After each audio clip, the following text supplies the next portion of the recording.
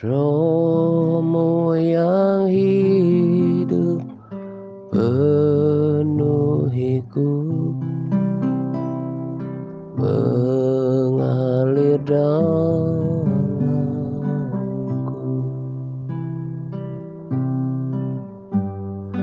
Jiwaku tenang bersamamu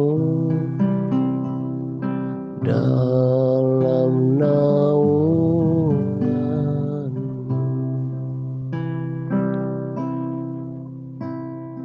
Rohmu yang hidup penuhiku, mengalir dalamku.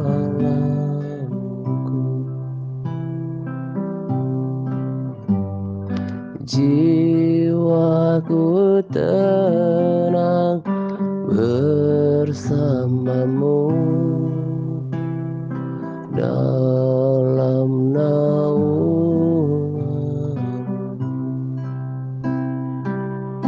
Ku buka hati untuk jamahan, berserah penuh di hadiratmu. Kau ambil alih seluruh hidupku di altarmu, menyembahmu.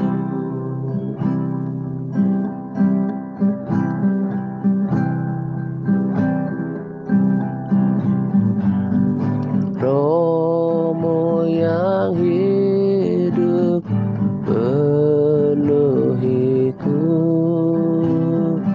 mengalir dalamku.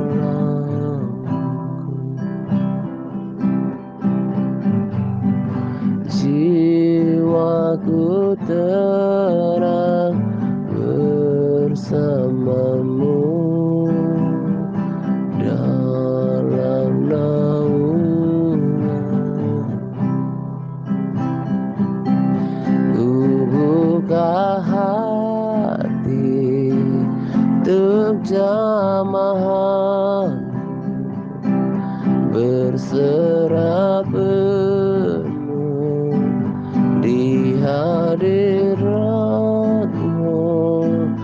Kau ambil alih seluruh hidupku di altarmu,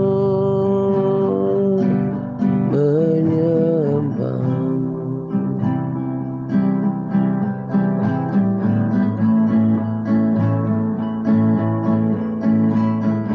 Rohmu yang kudus pulihkanku, Engkaulah damaiku.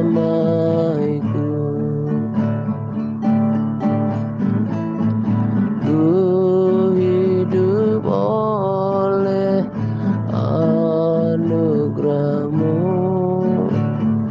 yang menyertaiku,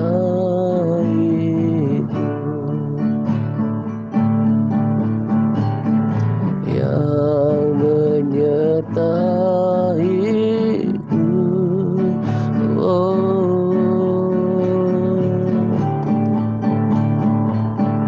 Ku buka hati untuk jamahan, berserah penuh di hadiratmu.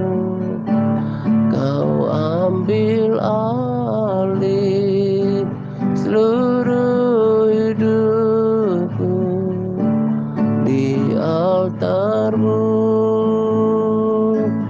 menyembahmu. Ku buka hati untuk jamahan, berserah penuh di hadirat-Mu. Kau ambil alih hidupku Tuhan, di altar-Mu menyembah-Mu. Roh-Mu yang kudus pulihkanku, Engkaulah damaiku.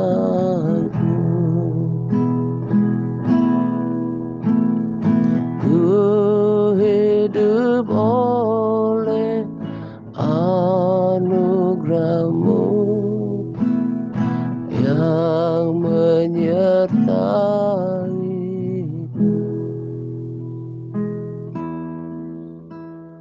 yang menyertaiku.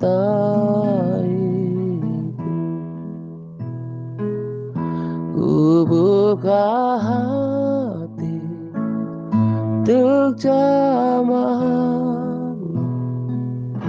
berserah penuh di hadirat-Mu. Kau ambil alih hidupku Tuhan, di altar-Mu ku berserah. Ku buka hati untuk jamaah, berserah penuh di hadirat-Mu. Kau ambil alih seluruh hidupku, di altar-Mu menyembah-Mu.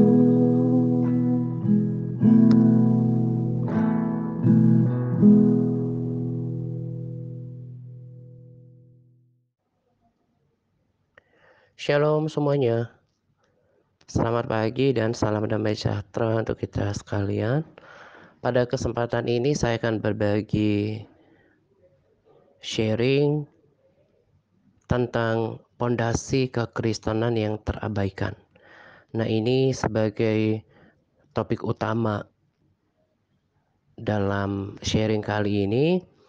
Tetapi selain itu saya juga memberikan tuntunan kepada kita, kemudian juga kesaksian tentang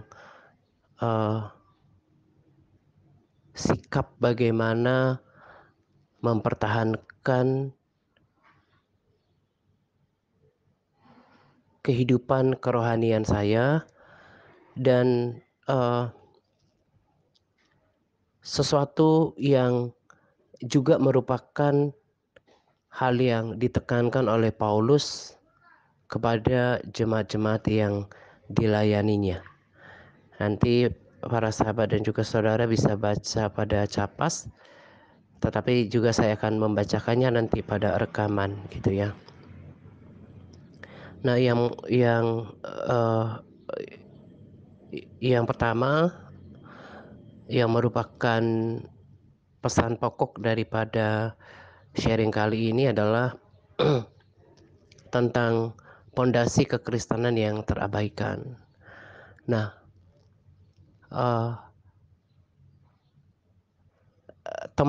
temanya atau pesannya barangkali hampir sama dengan sharing saya sebelumnya, tetapi tetap ada penekanan yang berbeda dan juga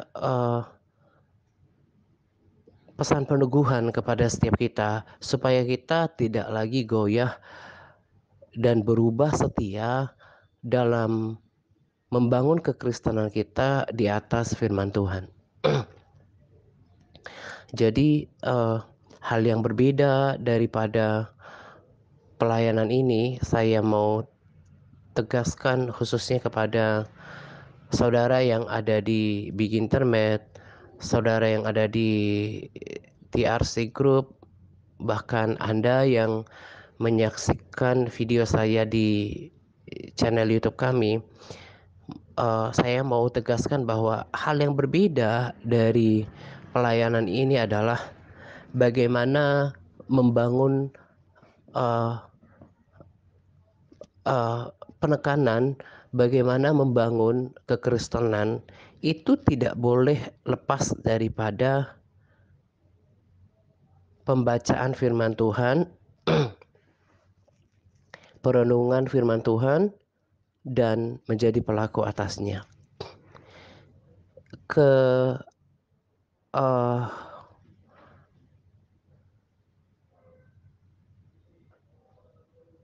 uh, kealpaan atau miss dalam penekanan pergaulan dengan firman Tuhan ini yang membuat kekristenan seseorang sekalipun sudah bertahun-tahun, bahkan puluhan tahun, bahkan sampai seumur hidupnya tidak mengalami perubahan yang signifikan, tidak mengalami kelahiran baru di dalam dirinya, tidak mengenal Tuhan lebih baik semakin harinya. Karena apa? Tidak menyertakan pergaulan dengan firman Tuhan setiap harinya di dalam kekristenannya. Ini yang sangat memprihatinkan, dan beban itu yang tidak pernah hilang dari hati saya untuk terus disampaikan dan disuarakan melalui sharing saya. Jadi saya perhatikan ada beberapa saudara yang sudah mulai aktif, lalu kemudian bersemangat dalam kerohanian di TRC gitu ya. Tapi belum memiliki komitmen diri untuk membaca firman Tuhan setiap hari. Nah, sebagai orang yang sudah lebih dahulu mengerti dan juga mempraktekkan tentang uh, uh, praktek kekristenan seperti itu, yang di mana setiap hari harus membaca firman Tuhan, bergaul dengan firman Tuhan, dan menjadi pelaku atasnya tentunya gitu ya.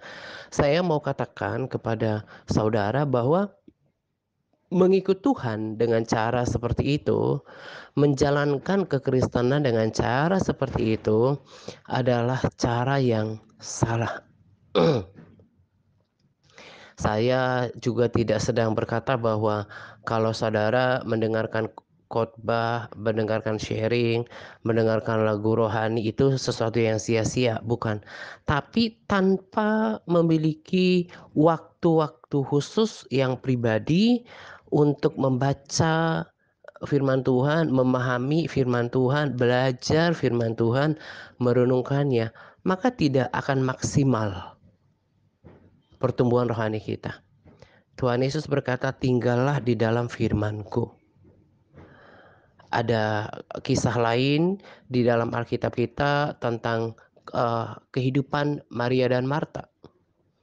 Tuhan Yesus memuji Maria yang menyediakan waktu duduk di kaki Yesus, mendengarkan perkataannya. Sementara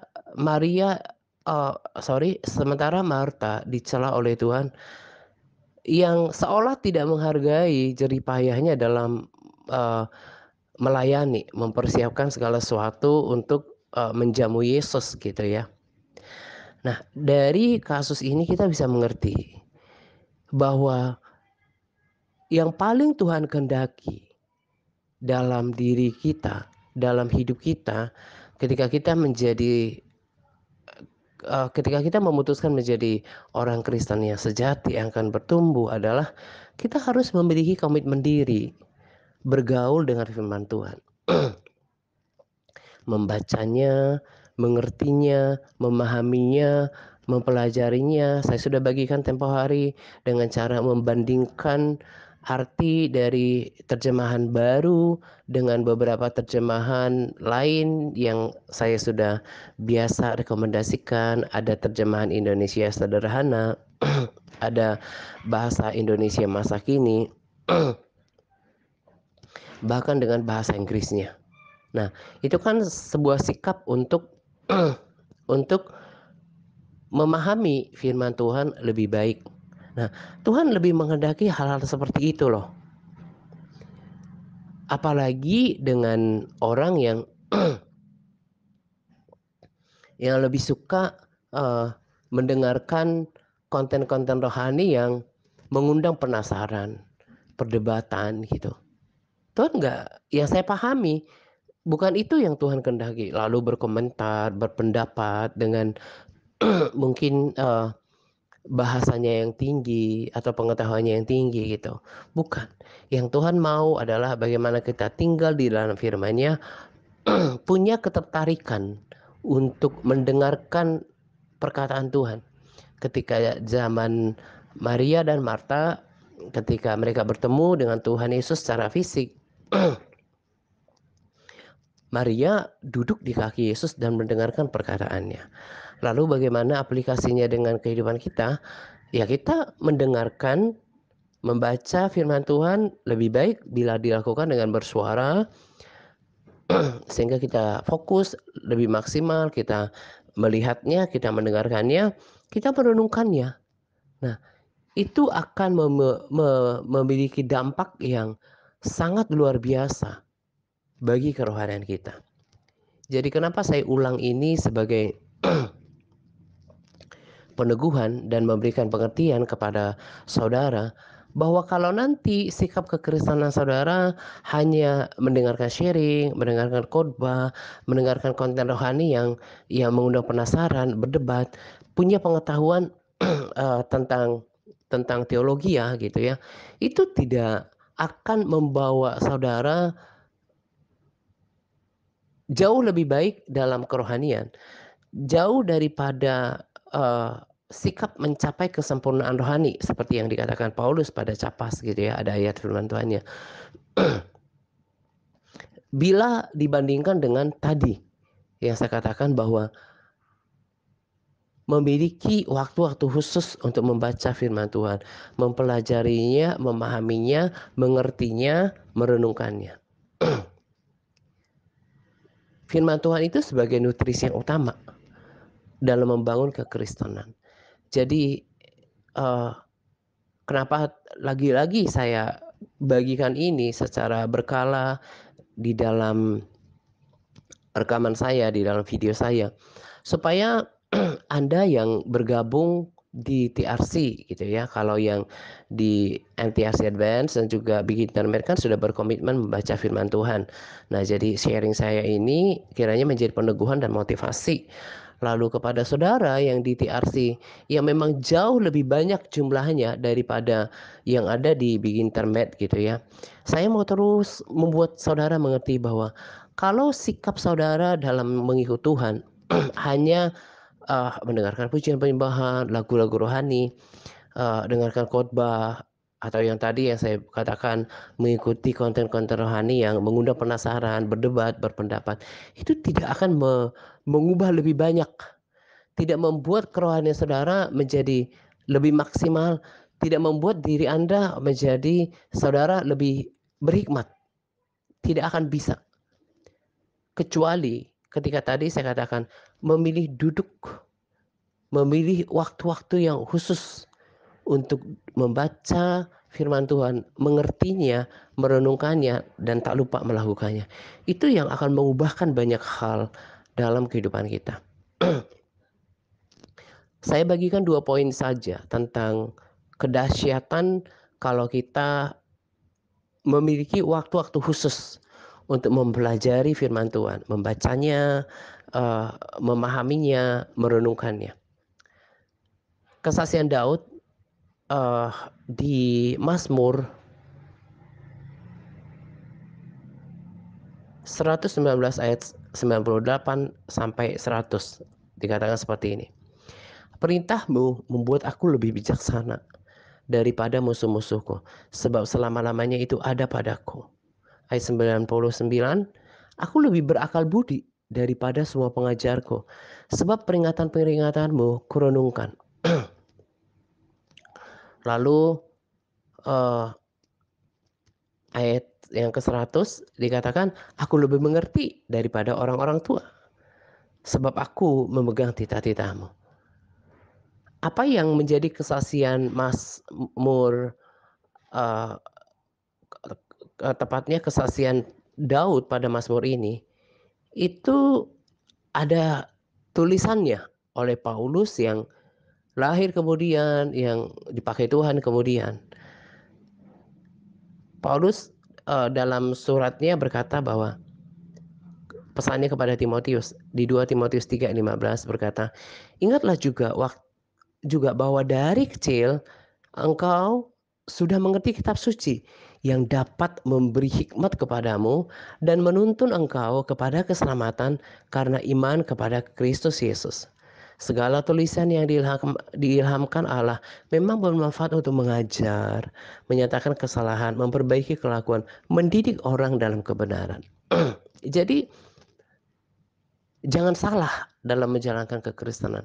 Saudara sekalipun berada di TRC Group, kalau tidak melakukan bagian ini, nanti tidak akan ada perubahan yang signifikan dalam kekristenan saudara. Saudara diajak ke dalam pemuritan ini, di dalam pelayanan ini, untuk mempraktekkan itu tadi, yang sesuatu yang miss, sesuatu yang hilang, sesuatu yang alpa dari kekristenan kita selama tahunan bahkan puluhan tahun kita sudah menjadi Kristen.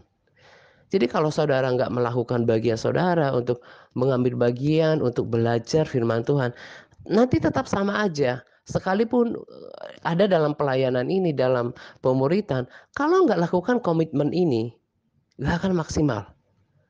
Bahkan akan cenderung saudara akan bosan dan tinggal tunggu waktu aja, saudara akan keluar.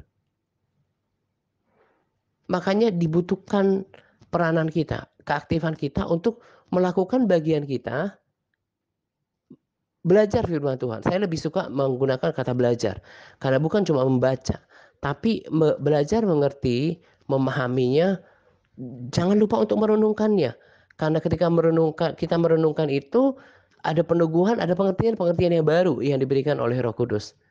Dan juga kesempurnaannya adalah jangan lupa melakukannya. Nah, jadi saya ada punya kesaksian seperti ini. Saya tidak sedang menjelekkan orang-orang yang saya kasihi gitu ya. Sebab saya menjadikan mereka pokok-pokok doa saya, bukan cuma setiap hari, tapi setiap kali saya berdoa gitu. Dan ketika saya ambil tindakan tegas itu pun juga sebetulnya seperti menikam diri saya sendiri gitu ya. Karena seperti itu, kalau kita mengasihi seseorang, kemudian kita mengambil tindakan tegas atau kemudian memberikan pelajaran atau teguran, itu kita seperti memukul diri kita sendiri gitu ya. Dan saya sudah gumulkan ini, saya doakan juga gitu ya selama beberapa minggu. Saya keluar, nomor saya ada 2 gitu ya, nomor yang aktif yang ada di grup kita, itu saya keluar dan saya ganti dengan nomor yang jarang saya buka gitu ya, yang bahkan saya buka cuma 1 kali sehari atau bahkan 1 kali dalam beberapa hari gitu. Karena saya kecewa dengan perilaku mereka di grup, dan saya nggak mau itu kemudian kekecewaan itu mempengaruhi mood saya untuk selalu mendoakan mereka gitu ya. Karena saya lihat yang dibagikan di grup itu ya hal-hal yang tidak mutu gitu ya. Membicarakan hal-hal yang tidak berbobot gitu. Saya berharap sih seperti grup yang ada di keluarga itu ya ngobrol gitu ya, ada komunikasi. Tapi ada hal-hal yang membuat saya itu tidak suka gitu ya. Ya, yang dibagikan, yang dipost adalah makanan, makanan, dan makanan. Bahkan seperti mukbang gitu ya. uh, divideokan makan yang makan makanannya dia gitu ya. Sementara di dalam grup keluarga itu kan nggak semua mampu uh, me mendapatkan itu gitu ya. Saya selalu prihatin ketika ada seorang yang memfoto bahkan memvideokan dia makan makanan yang enak gitu ya. Sementara saya tahu ada mungkin ponakan saya atau yang lain hanya bisa lihat gitu loh. Hanya bisa lihat. Itu kan sama seperti ketika kita misalnya jalan-jalan ke mall, kita bawa orang-orang kita kasih, entah orang tua kita, entah anak-anak gitu atau suami atau istri gitu. Lalu kita lewat uh, uh, uh, stand makanan atau minuman atau resto uh, uh, di mall gitu ya. Mereka pesan makanan, kita lihat di mejanya penuh dengan menu yang bermacam-macam. Uh, kita lewat atau orang lain yang menurut kita gak mampu untuk membelinya, cuma melihat hanya menelan air liur, itu kan sangat menyakitkan gitu ya. Saya sampai pada pikiran dan perasaan seperti itu gitu ya. Saya tahu ada orang-orang yang nggak mampu menyediakannya. Entah karena dia tinggal di desa, mungkin punya uang tapi nggak punya akses. Atau tinggal di kota juga tapi nggak mampu membelinya. Jadi kalau ada orang di dalam grup yang kemudian pamer dengan makanannya, apalagi sampai divideokan, itu kan jadi batu sandungan ya, nggak jadi berkat gitu. Nah, saya perhatikan, saya tadi katakan bahwa saya hanya membawa contoh untuk menjadi pelajaran. Dan saya tidak sedang menjelekkan orang yang saya kasih, karena saya selalu bodoh untuk mereka, supaya mereka semakin berhikmat, semakin mengenal Tuhan gitu ya. Dan yang saya tahu, kehidupan mereka bukanlah orang yang mencari Tuhan sungguh-sungguh, yang punya sikap belajar firman Tuhan, membaca, merenungkannya gitu ya. Dan saya tidak sedang katakan mereka jahat, tapi praktek kekristenan mereka seperti itu. Maka tak heran ya perilaku mereka di grup ya seperti itu. Hal-hal yang membagikan ya nggak mutu gitu ya. Ya contohnya tadi saya katakan berbagi makanannya dia, bahkan buat video makan yang enak disaksikan oleh kita. Itu selain juga membawa dampak, kan orang lain yang menyaksikan kan jadi pengen makan gitu ya, nggak terkontrol makannya. Yang tadi saya katakan lebih memprihatinkan adalah ketika ada anggota grup yang menyaksikan dan dia hanya bisa menyaksikan dan uh, cuma menelan air ludah sendiri gitu ya, ngiler gitu ya. Itu pikiran saya sampai ke sana gitu. Dan itu nggak berhenti-berhentinya. Yang saya mau katakan adalah ya memang begitu. Sikap salah satu sikap kekristenan orang Kristen yang sikap yang bodoh yang kita bisa temukan. Belum lagi akhirnya kemudian orang nggak punya pengenalan akan Tuhan, nggak mengerti apa yang paling prinsip dalam hidup ini, nggak mengerti bahwa hidup ini sementara, jangan terlalu mencintai segala sesuatu yang ada di dunia ini. Tetapi kemudian di dalam dunia ini harus mempersiapkan kekekalan. Belum sampai ke sana. Hal-hal yang sederhana seperti itu aja nggak bisa ngerti. Nah, itu kalau orang tidak tinggal dalam firman Tuhan yang memberikan dia hikmat, memberikan dia pengertian bagaimana hidup menjadi lebih bijaksana. Saya percaya, kenapa saya sampai memiliki pikiran perasaan seperti itu. Itu semua dikerjakan oleh firman Tuhan yang saya pelajari. Mentransformasi diri saya, pikiran saya, perasaan saya. Demikian juga dengan hidup saya. Saya nggak perlu terlalu khawatir, terlalu takut dengan kehidupan ini. Karena saya tahu bahwa semuanya akan berlalu, semua sementara. Lalu kemudian sikap bijaksana yang kemudian menuntun hidup saya, mempersiapkan kekekalan, kehidupan kekal di dalam kehidupan yang sesungguhnya.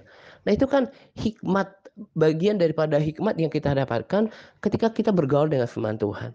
Demikian juga ketika kita berperilaku, tadi saya sudah contohkan, ketika kita menjalankan kehidupan kita, memutuskan sesuatu, kita perlu hikmat dalam berkata-kata, dalam berbagi juga, dalam ber-SK, dalam membagi firman Tuhan, membagi kesaksian, memberikan sharing, perlu hikmat. Dan itu dikerjakan orang ketika dia memiliki waktu-waktu khusus dengan firman Tuhan. Bahkan untuk mengerti firman Tuhan, itu harus dari firman Tuhan. Firman Tuhan itu luar biasa. Firman Tuhan itu menjawab semua apa yang menjadi kebutuhan dan pertanyaan kita, melengkapi dengan hikmat dan pengertian. Terlebih memberikan pengertian tentang Tuhan.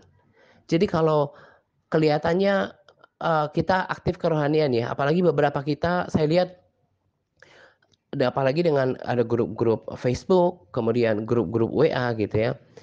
Tak jarang kan kita kemudian memiliki grup-grup rohani lah, aktif lah berbagi.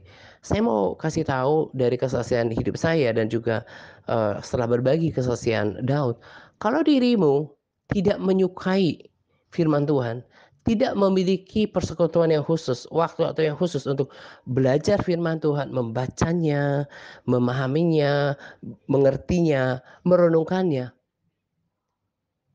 engkau ini hanya orang yang kelihatan sibuk dalam hal rohani, tapi sebetulnya tak berdampak banyak nanti. Karena apa? Lewat hidup yang pas-pasan seperti itu, gak akan memberikan hikmat, gak akan keluar kata-kata hikmat melalui tulisan dan perkataan yang membangun kepada orang lain. Dan pengenalan akan Tuhan tidak akan pernah bisa maksimal kalau tidak menggalinya dalam firman Tuhan. Jadi itu yang saya mau katakan kepada saudara. Jangan merasa aman kalau udah di grup TRC gitu ya. Belum. Itu kita baru berkenalan dengan orang-orang TRC, dengan pelayanan ini. Tapi untuk menerima manfaat dari panggilan, beban yang Tuhan taruh dalam pelayanan ini, diubahkan, itu gak boleh berhenti hanya berada di dalam grup. Tapi harus memiliki komitmen untuk melakukan tuntunan yang membawa kepada kedewasaan rohani tadi, yaitu komitmen diri untuk belajar firman Tuhan.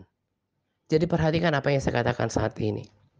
Kalau nanti cuma bisanya dengar-dengar, kemudian baca SK, saya katakan tadi kan bukan berarti itu nggak ada gunanya, tapi nggak maksimal. Dan tidak cukup membekali hidup kita untuk menjadi alat untuk memenangkan jiwa, untuk kemuliaan Tuhan. Dan tidak cukup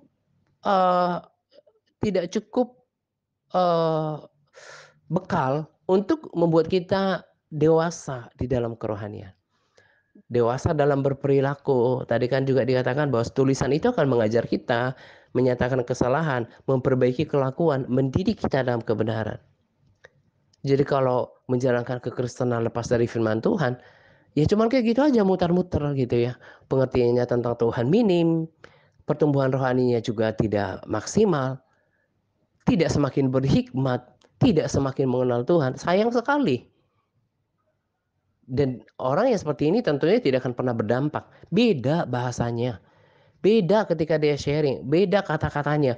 Orang yang tinggal dalam firman Tuhan dengan yang hanya membekali dirinya dari khotbah-khotbah, dari sharing, dari kesaksian. Itu berbeda. Nah, jadi perhatikan. Kalau mau berubah dalam kekristenan, semakin mengenal Tuhan, semakin berhikmat, semakin bijaksana. Belajar firman Tuhan, baca, awalnya pelajari, mengerti, memahami, renungkan, dan lakukan. Itu yang akan mengubahkan kekristenan seseorang. Bukan sekolah teologi ya, bukan pengetahuan teologi yang tinggi. Bukan banyaknya video atau aktifnya dia di banyak grup rohani gitu ya, berbagi atau grup WA. Saya perhatikan belum lama ini ada orang yang mengaku dirinya punya pengalaman spiritual dengan Tuhan, lalu kelihatannya aktif di berbagai grup gitu ya. Tapi dari awal aja udah kelihatan dari perilakunya, dari bahasanya. Ini orang yang pikirannya itu masih keliru. Cenderung memegahkan diri lah. Berkata-katanya juga tidak membangun. Itu tadi karena tidak membangun kekristenannya di atas pergaulan dengan firman Tuhan. Nah, jadi perhatikan ini ke depan. Kalau saudara mau bertumbuh dalam kerohanian, mau diubahkan, semakin berhikmat, semakin bijaksana, yang kemudian akhirnya menjadi semakin berdampak, Tuhan kemudian pakai, semakin mengenal Tuhan. Tinggallah dalam firman Tuhan, seperti yang Yesus katakan. Tinggal dalam firman. Duduk seperti Maria, mendengarkan firman Tuhan tiap-tiap hari. Karena firman Tuhan itu memberikan nasihat. Apa yang dikatakan oleh Daud di Mazmur 119 ayat 99 tadi. Aku lebih berakal budi daripada semua pengajarku. Sebab peringatan-peringatanmu kurenungkan. Perintah Tuhan, perkataan firman Tuhan, Taurat Tuhan itu memberikan didikan, pengajaran kepada Daud. Sehingga dia berbeda. Dan dia berkenan kepada Tuhan. Jadi perhatikan itu. Itu yang salah dari kekristenan saya yang lama. Dan juga praktik kekristenan kebanyakan orang sekarang. Hanya merasa puas untuk dengarkan khotbah. Dengarkan hamba Tuhan yang ternama gitu. Merasa cukup. Gak cukup itu. Harus baca sendiri firman Tuhan. Belajar. Renungkan. Latih diri untuk selalu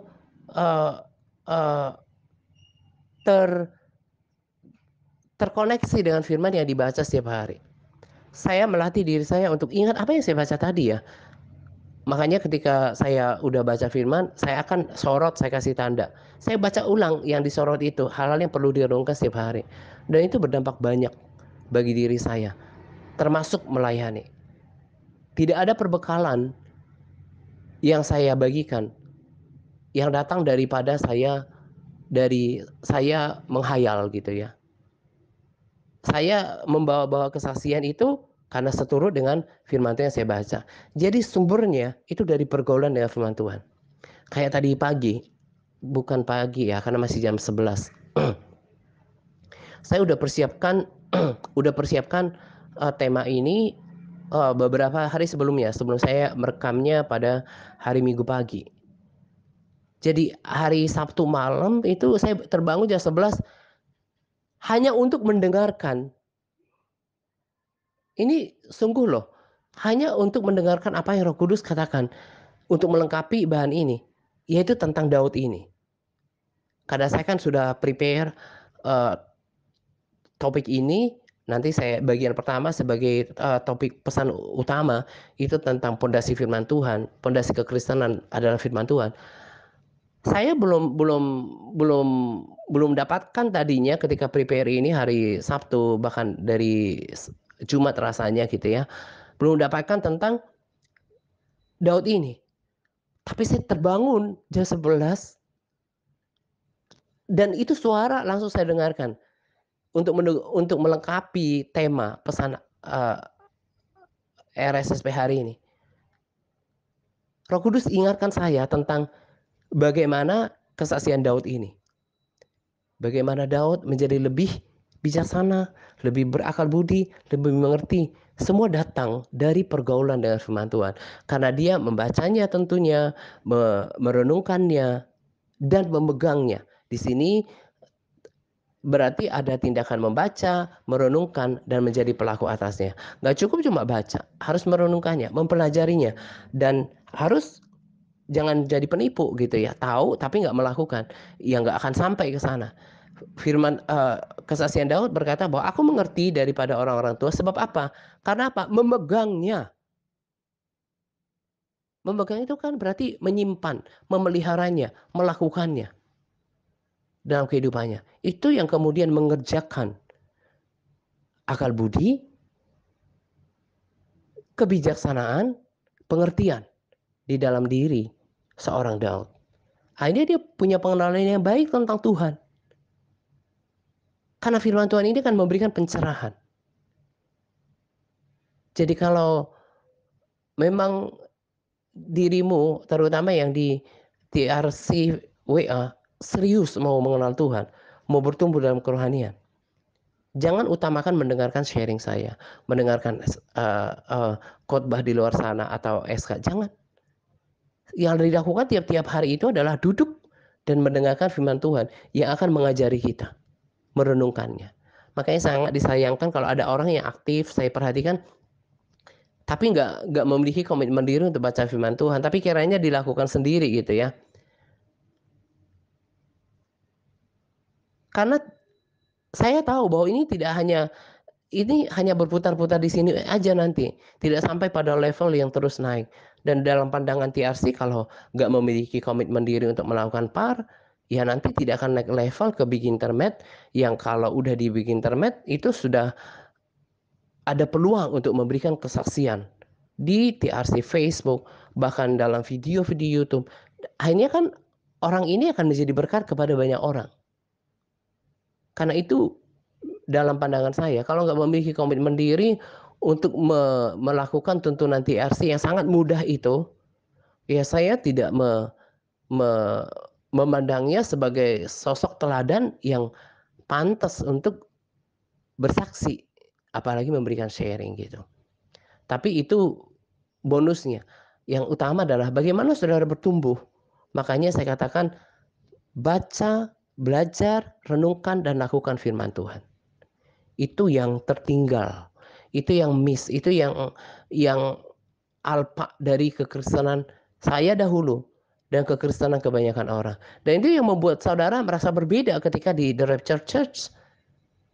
Kalau di gereja lokal saudara mungkin nyaman gitu, nggak ada perlu penekanan tentang baca firman. Dan itulah yang membuat kekristenan kebanyakan orang begitu-begitu saja, tidak semakin mengenal Tuhan, tidak semakin bijaksana, dalam perilakunya kelihatan kok kayaknya membicarakan, melakukan hal-hal yang tidak mutu, gak berdampak gitu loh. Bahkan cenderung tidak menjadi berkat.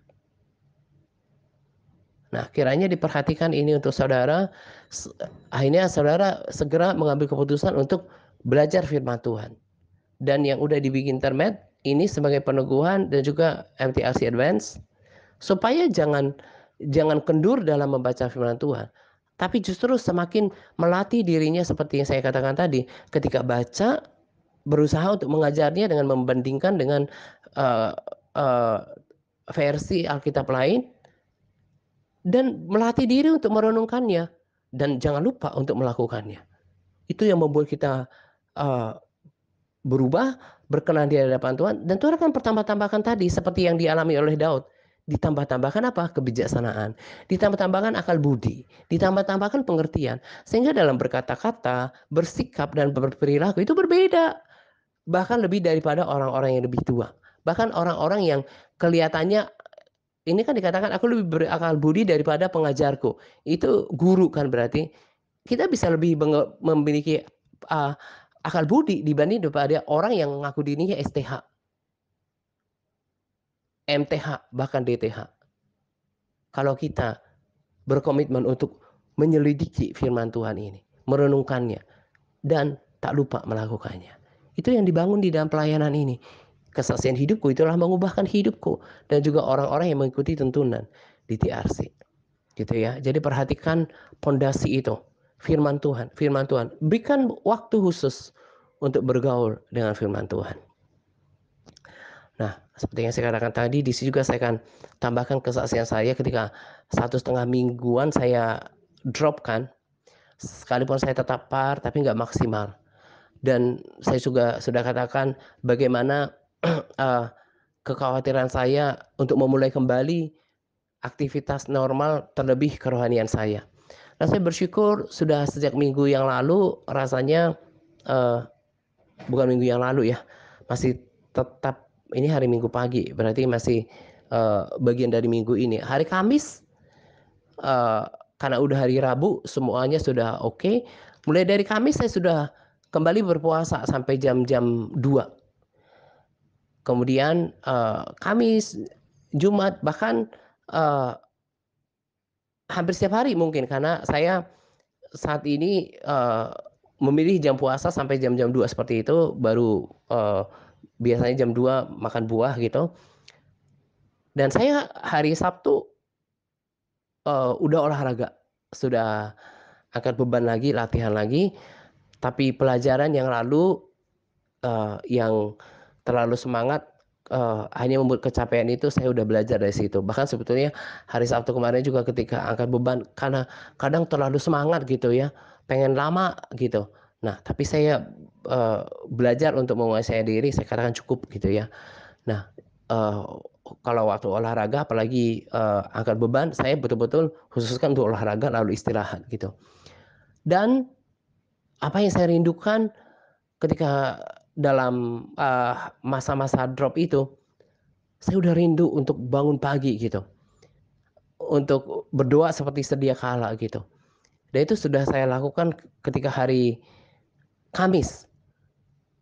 Jadi selama 1 minggu sebelum hari Rabu itu ketika saya drop itu, saya tetap memaksakan diri saya untuk memberikan motivasi kepada saudara. Itu selama masa, pemulihan itu, jam 4 itu saya belum doa, justru baru mau doa, tapi saya sempatkan untuk terus memberikan motivasi karena pada jam-jam seperti itu saya memberikan dorongan tetap semangat gitu ya. Nah, ketika saya drop itu baru memulai doa, bukan selesai doa seperti yang sudah saya lakukan belakangan ini atau seperti biasanya di waktu yang lalu. Semuanya pulih dan saya bahkan berpikir bahwa si jahat seolah itu yang saya rasa ya, si jahat memanfaatkan keadaan itu untuk membuat saya tetap drop dan tidak lakukan semuanya. Tapi justru ketika saya berpuasa, saya kan katakan hari Rabu saya udah mulai pulih. Tapi belum pulih, secara utuh gitu. Justru saya merasakan, kekuatan itu semakin utuh ketika saya melatih diri saya kembali berpuasa, termasuk olahraga gitu. Nah, apa yang saya mau katakan di sini adalah masih tetap ada hubungannya dengan pesan yang pertama, bahwa kita ini seutuhnya bukan manusia jasmani saja. Makanya tadi saya katakan kekuatan saya itu bukan kekuatan yang dari fisik saja, yang sumbernya dari makanan dan minuman. Tapi yang membuat saya kemudian menjadi, manusia yang utuh, yang kuat, yang bersemangat itu datang dari manusia roh saya. Dan itu dibangun ketika saya katakan saya sudah kembali normal, memiliki jam-jam doa, yaitu jam 1:30, kadang jam 1, jam 2 gitu ya, udah doa, udah berpuasa lagi. Itu justru yang membuat kekuatan saya menjadi penuh. Kalau hanya kekuatan fisik, itu kita tetap menjadi manusia yang lemah, itu menurut saya. Karena kekuatan batinnya nggak terbangun. Cuma mungkin kekuatan fisik lebih bugar secara fisik. Tapi untuk kuat secara utuh, itu harus disumbang dengan kekuatan manusia rohani. Di dalam kesaksian dikatakan bahwa orang-orang yang kemudian menerima mahkota, ada pearl, ada mutiara di dalam mahkota-mahkota mereka. Sorry. Dengan pakaian mereka yang tiada noda gitu ya, nggak ada bercaknya gitu ya. Itu adalah mereka yang berjuang ya. Saya sangat menikmati kesaksian tersebut dan ya berkat Bu Anti pasti berlimpah-limpah lah karena dengan lewat kerja kerasnya kita semua yang mau membaca, dengan sungguh itu akan diberkati. Saya bahkan baca itu 2 3 kali rasanya, sampai ada tanda-tanda di situ karena sambil saya baca saya adakan penekanan dengan uppercase dan juga dengan bold gitu ya. Bahkan videonya juga rasanya saya dengarkan 2 3 kali. Itu memberikan pelajaran, peringatan buat saya karena saya pribadi rindu dan sedang saya gumulkan bagaimana saya mendengarkan pernyataan roh gitu ya sama seperti orang-orang ini. Tapi kalau memang setiap orang punya panggilan, punya karunia, tapi saya nggak berpuas diri dan pasrah gitu ya. Saya manfaatkan saja mereka yang, eee saya, jadikan, pesan mereka yang mengalami pengalaman spiritual itu, kemudian juga menjadi pesan untuk diri saya sendiri. Ya saya baca aja, saya terima dengan hati gitu ya. Apa kata Yesus kepada mereka? Mereka itu adalah orang yang berjuang untuk masuk surga. Nah, ini kalau pesan yang kedua ini dari kesaksian ini lebih pada penekanan kepada saudara yang ada di Bing Internet dan termasuk para sahabat yang ada di MTRC Advance. Tadi saya katakan bagaimana saya merasa si jahat berusaha untuk membuat saya terpuruk dengan aktivitas rohani saya. Tapi saya berjuang. Semua itu perlu perjuangan. Tuhan Yesus sudah bilang, berjuanglah untuk masuk melalui pintu yang sesak itu. Sebab aku berkata kepadamu, ada banyak orang akan berusaha untuk masuk, tetapi tidak akan dapat. Karena lebarlah pintu dan luaslah jalan yang menuju kepada kebinasaan. Dan banyak orang yang masuk melaluinya. Karena sesaklah pintu dan sempitlah jalan yang menuju kepada kehidupan. Sempit caranya, prakteknya itu harus perlu perjuangan. Dan sedikit orang yang masuk melaluinya. Ketika saya sesaat sebelum merekam ini, saya ingat aja sih orang-orang yang dulu pernah bertanding di dalam rombongan ini, dalam komunitas, dalam pelayanan ini, di The Rapture Church dari beberapa tahun yang lalu. Bahkan beberapa orang masih ada di grup WA gitu ya. Adalah orang-orang yang gagal untuk berjuang. Apa beda saya, apa beda para sahabat setia yang tetap menyala sekarang dengan yang kemudian kerohaniannya kalang kabut gitu ya. Letaknya pada titik perjuangan. Ada yang kelompok yang berjuang mati-matian mempertahankan kehidupan rohaninya, berjuang seperti tadi saya katakan, berjuang untuk membangun kembali kerohanian saya nggak bisa nih kalau udah kan 1,5 mingguan nggak puasa gitu. Nah, tapi udah kuat secara fisik, tapi merasa kok belum utuh ya fisik kuatnya itu ya, karena kekuatan batinnya belum pulih gitu, kekuatan rohaninya. Kemudian saya udah normal kembali berpuasa bahkan olahraga. Menjadi kuat secara utuh. Dalam masa-masa pemulihan saya berjuang walaupun sambil tiduran ketika berdoa untuk bangkit kembali memulihkan kebiasaan saya dalam beraktivitas itu perlu perjuangan. Perlu perjuangan. Bahkan kalau saya tidak berjuang akan kecenderungan nyaman dengan tidur lama, berdoa seadanya, dan semakin terpuruk.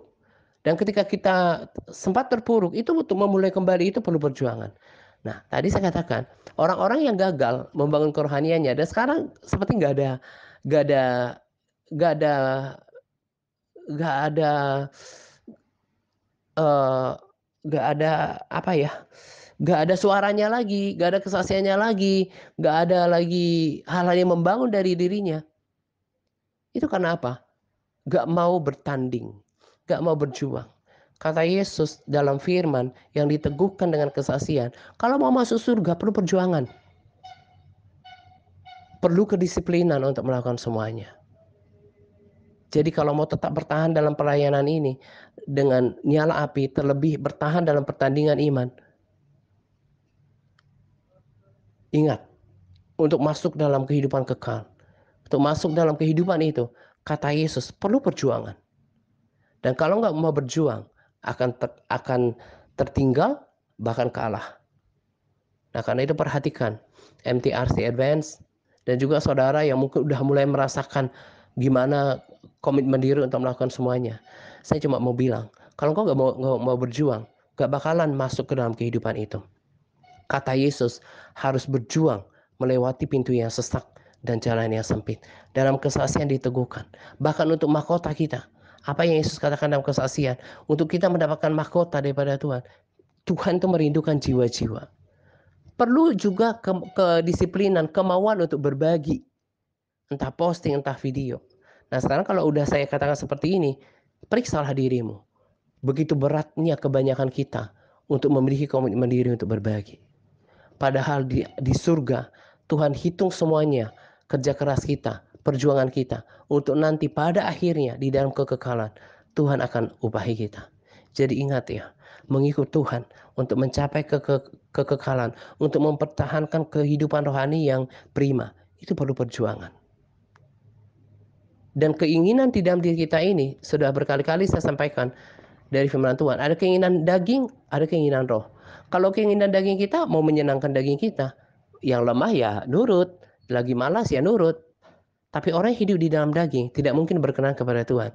Dan di sambungannya dikatakan uh, di Roma bahwa kalau engkau hidup dalam daging, kau pasti mati. Makanya bangun dalam kerohanian. Itu yang juga dikatakan Paulus, disampaikan Paulus di 2 Korintus 13 ayat 11. Akhirnya saudara-saudara, bersukacitalah, usahakan kehidupan rohani kalian masing-masing supaya terus semakin dewasa. Semakin dewasa dalam pengenalan akan Tuhan, semakin dewasa dalam perilaku. Itu diharapkan oleh Paulus kepada jemaat di Korintus. Harus kehidupan rohaninya itu harus semakin dewasa gitu, semakin prima, semakin tangguh, semakin teladan. Itu ya harus, itu kalau itu akan terjadi pada diri orang yang pertumbuhan rohaninya normal. Dan itu yang diharapkan oleh Paulus. Itu yang diharapkan Tuhan dalam kehidupan kita. Jadi perhatikan itu. Saya uh, uh, apa ya? Kalau memang ada orang yang nggak mau berjuang, saya katakan sudah berkali-kali di waktu yang lampau. Berarti pelayanan saya terhadap dirimu sudah selesai. Saya sudah lakukan yang terbaik. Bahkan sering sekali memberikan nasihat dan teguran, sangat cerewet dengan nasihat.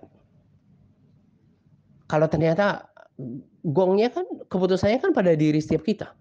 Kalau ada yang mendengarkan, ya akan berjuang. Tapi kalau tidak mau, ya dirimulah yang merugi gitu. Apa yang saya lakukan dalam pelayanan saya tetap mendapat nilai di mata Tuhan.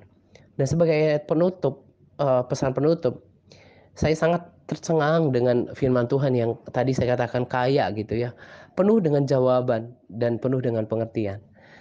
Ketika kemarin kan ketika Burut katakan ya mungkin itu karena gregetnya Pak Atak kepada kita gitu ya, menasehati kita, menegur gitu ya. Saya itu dihiburkan dengan firman Tuhan yang saya baca di 2 Korintus 11 ayat 1. Saya baca dulu dari terjemahan barunya ya. Nanti sebagai komparasinya di terjemahan Indonesia sederhana. Dikatakan seperti ini. 2 Korintus 11 ayat 1. Alangkah baiknya jika kamu sabar terhadap kebodohanku yang kecil itu. Memang kamu sabar terhadap aku. Sebab itu aku cemburu kepada kamu dengan cemburu ilahi. Karena aku telah mempertunangkan kamu kepada satu laki-laki untuk membawa kamu sebagai perawan suci kepada Kristus. Nah, lebih jelasnya lagi di terjemahan sederhana Indonesia. 2 Korintus 11 ayat 1. Saya mohon kalian sabar terhadap saya. Saya mohon kalian sabar. Karena saya menulis sesuatu yang dapat dianggap kurang bijaksana. Memang kalian sudah sangat sabar untuk membaca surat ini sampai bagian ini. Sebelum saya sampaikan ini, perlu saya beritahu bahwa Allah menghendaki saya untuk terus menjaga kalian dengan ketat supaya kalian tetap setia kepada Kristus. Karena Kristus menganggap seluruh kesatuan jemaat adalah calon istrinya. Jadi saya sudah mempertunangkan kalian dengan Kristus seperti seorang perawan yang dipertunangkan dengan calon suaminya. Jadi saya seperti bapa yang menjaga anak gadisnya supaya tetap setia pada calon suaminya sampai pada pernikahannya. Jadi harusnya kalian bersyukur. Kalau saya cerewet, saya kesannya marah-marah karena saya udah rasa yang atmosfer rohaninya uh, kalang kabut lah gitu ya. Itu semua karena datang dari hati yang menginginkan setiap orang tetap setia gitu ya.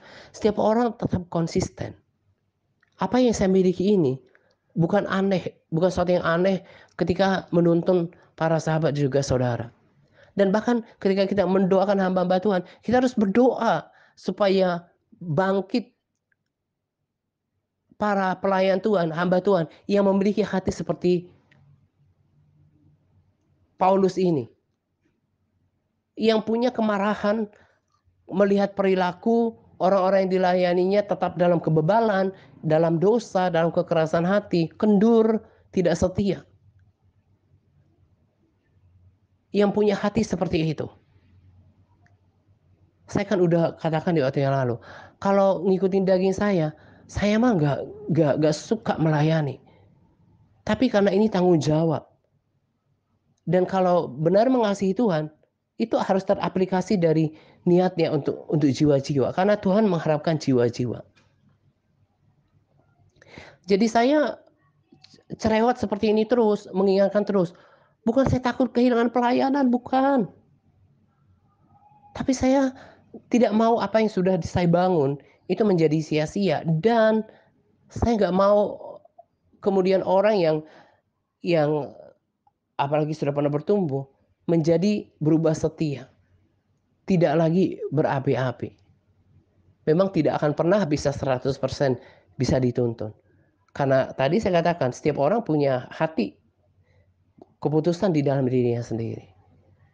Tetapi kalau saya lakukan ini semuanya, justru saya bersyukur kalau Tuhan taruh hati yang sama seperti yang dimiliki oleh Paulus terhadap orang-orang dilayaninya.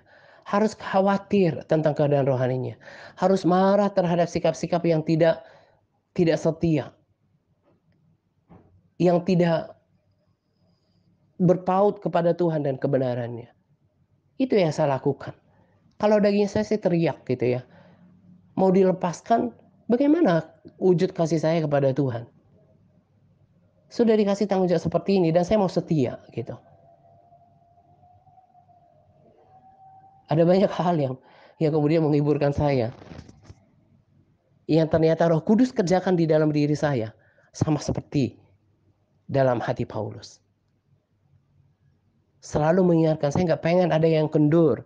Saya nggak pengen ada yang kemudian menjadi lemah. Dan itu yang saya lakukan. Kenapa berulang-ulang saya mengingatkan. Sekalipun diri saya malas dan bosan untuk mengulang-ulang hal yang sama. Sekalipun dengan penekanan yang berbeda. Tetapi kalau itu yang Tuhan mau saya sampaikan, maka itu yang saya sampaikan. Nah, kiranya apa yang saya bagikan pada kesempatan ini untuk semuanya yang mendengarkan,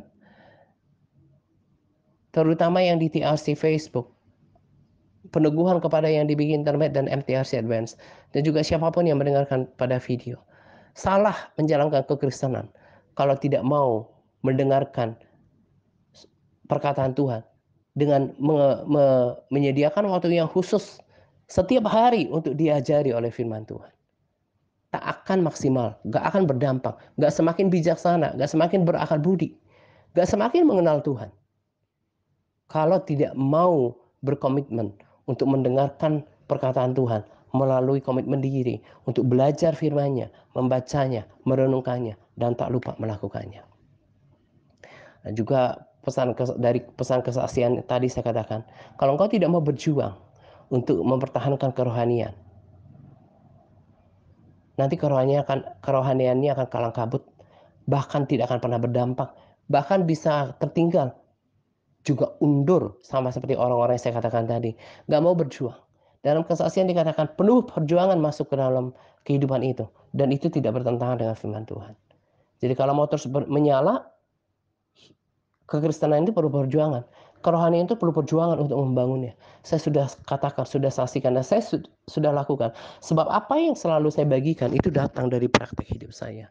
Jadi kalau nggak mau ketinggalan, nggak mau undur, bayar harga untuk berjuang. Saya udah lihat orang-orang yang nggak mau berjuang untuk membangun kerohaniannya, termasuk untuk berubah. Merugi sendiri. Merugi sendiri. Tak akan mendapatkan banyak nanti dalam kekekalan. Dan juga tadi sebagai penutup tadi, kalau saya cerewet seperti ini, itu harusnya kalian bersyukur. Makanya orang yang nanti akan terus bertumbuh, selain tadi berkomitmen untuk mendengarkan perkataan Tuhan lewat pembacaan firman Tuhan, tapi dia yang memiliki telinga untuk mendengarkan sharing saya. Karena saya menerjemahkan kembali firman Tuhan yang saya baca lewat sharing ini dan terwujud dalam bentuk tuntunan. Jadi kalau orang nggak suka mendengarkan sharing saya, itu nggak mungkin bisa semakin sejiwa, semakin sepikiran, semakin satu tujuan dengan tuntunan pelayanan TRC. Dan dia orang yang berbeda sendiri.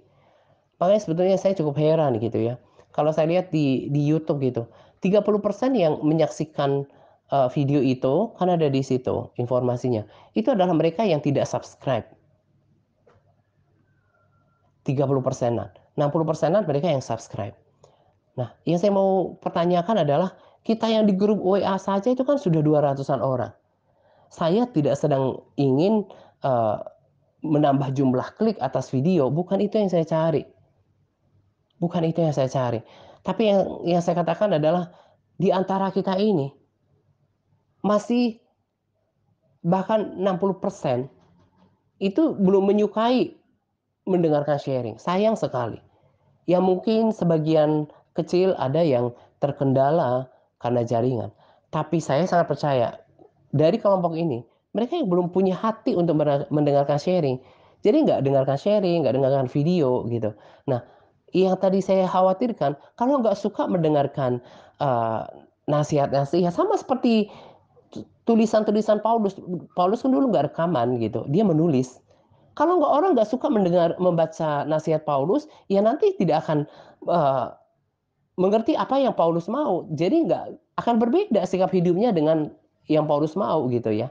Demikian juga dengan kita gitu. Kalau nggak suka mendengarkan sharing, kok kayaknya belum tertarik, nggak membuat dirinya termotivasi. Dengarkan kata-kata saya. Kalau sikap ini nggak berubah, nanti juga akan begitu-begitu aja dan kemungkinan besar akan undur dari pelayanan ini. Karena selain nutrisi utama dari firman Tuhan, maka pengajaran utama adalah sharing. Harus suka mendengarkannya, harus menikmatinya supaya terus bertumbuh dalam pelayanan ini, gitu ya. Nah, kiranya pesan sharing ini diperhatikan, memotivasi dan memberikan pengertian kepada setiap kita. Saya sangat rindu setiap kita punya jiwa yang sama dalam mengikut Tuhan. Jangan punya mental tempe yang sebentar menyala, sebentar undur. Gak bisa menunjukkan konsistensi gitu ya. Memalukan. Dan sudah berkali-kali saya katakan, apalagi kita sudah berumur banyak. Tiba-tiba saja nanti Tuhan panggil kita. Kita gak cukup waktu untuk menyenangkan hati Tuhan, untuk memiliki nilai perjuangan di mata Tuhan. Makanya jangan santai dalam hidup ini.